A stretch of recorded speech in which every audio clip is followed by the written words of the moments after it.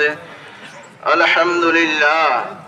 الحمد لله الذي جعل لكل أمة منسكا ليذكروا اسم الله على ما رزقهم من بهيمة الأنعام، وعلم التوحيد وأمر بالإسلام.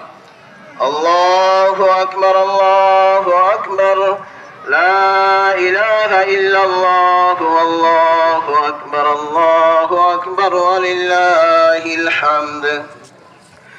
ونشهد أن لا إله إلا الله وحده لا شريك له، ونشهد أن سيدنا ومولانا محمدا عبده ورسوله الذي هدانا إلى دار السلام.